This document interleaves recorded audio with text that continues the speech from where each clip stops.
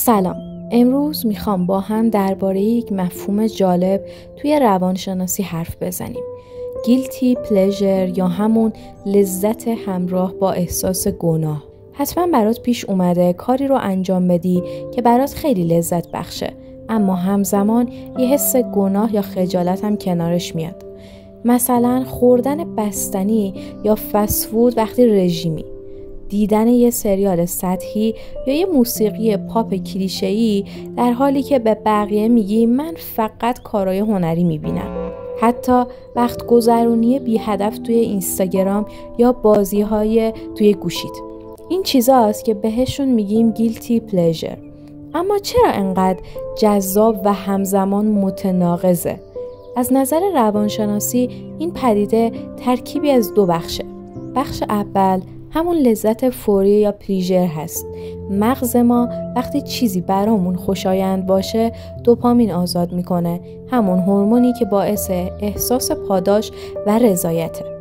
دومین بخش احساس گناه یا همون بخش گیلتی هست.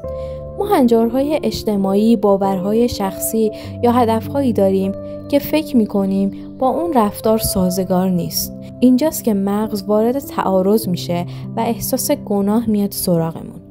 پس گیلتی پلژر جاییه که خواسته های شخصی و فشارهای اجتماعی به هم برخورد میکنن.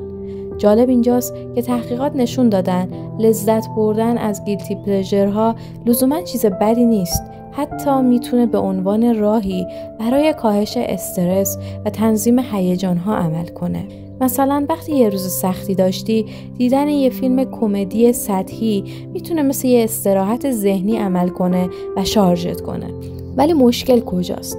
وقتی این رفتارها زیاد بشن و جایگزین کارهای مهم یا ارزشهای اصلی زندگیمون بشن، اون موقع ممکنه به پرخوری، اعتیاد به شبکه‌های اجتماعی یا فرار از مسئولیت‌ها ختم بشه. پس راه حل چیه؟ اول اینکه پذیرفتن. همه ما گیلتی پلژر داریم و این بخشی از انسان بودنه. دوم این که محدودیت سالم بذاریم. مثلا بگیم من روزی 30 دقیقه میخوام سریال دم دستی ببینم، نه اینکه یه دفعه کل شب بیدار بمونم. سوم بازنگری کنیم که چرا گناه؟ گاهی اوقات ما به خاطر قضاوت دیگران یا کمالگرایی خودمون احساس گناه داریم، در حالی که واقعا آسیبی به زندگیمون نزده. شاید لازم باشه تعریفمون از مجاز و غیر مجاز رو دوباره بررسی کنیم. در نهایت گیلتی پلژرها اگه درست مدیریت بشن میتونن به زندگی رنگ و لذت بیشتری بدن. همونطور که بدن نیاز به استراحت داره، ذهنم به سرگرمی‌های کوچیک و لذت‌های بی خطر نیاز داره.